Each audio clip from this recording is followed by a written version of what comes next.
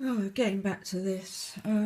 Yeah, I was continuing to study with this woman out of fear, I think. I started to lose total interest in this, and I was reading a lot of the Old Testament and thinking it doesn't make sense. It doesn't sort of go with the God of love.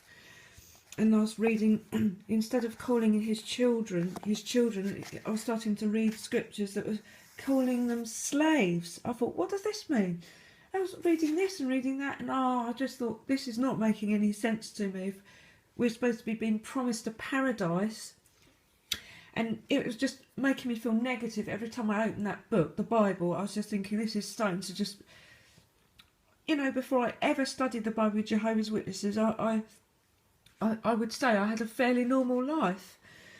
Not that it was perfect, because I was put in those special schools, but I just seem to remember leaving school and going to work, and I wasn't experiencing hardly any of the crap that I was starting to face. And when I was starting to go to the meetings, I was starting to get I was in limbo, basically. I knew that something was going around the congregation that I wasn't supposed to be associated with. Something like that must have happened, because all the other sisters were starting to look over my way and give me very cold, dirty looks. Like they were looking at me with their eyes wide open.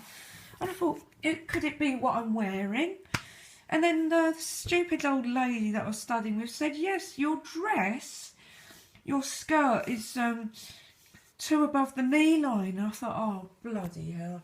But you know what? I've seen sisters wear much more revealing clothes than they. So I think she used that as a scapegoat. It was to do with me questioning too much.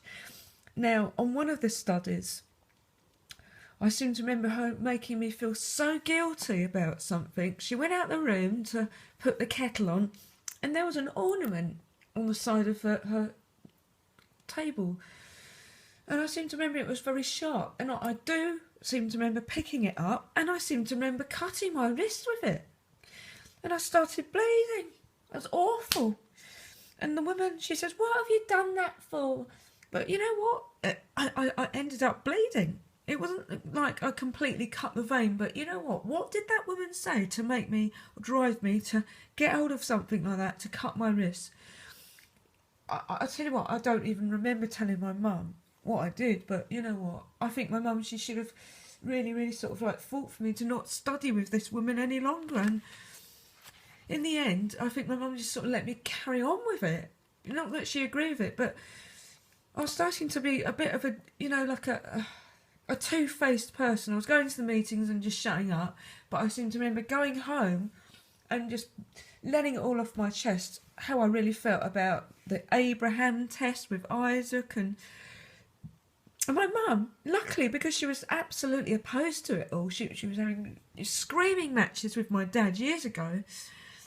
And, I don't blame her for getting, angry for me for starting to study this nonsense. But, my mum was actually my rock when it came to really wanting to, talk to somebody about how I felt about all this crap that I was studying. So it was at the end of, I'll tell you what year it was. I just turned 19, and it was early 1992.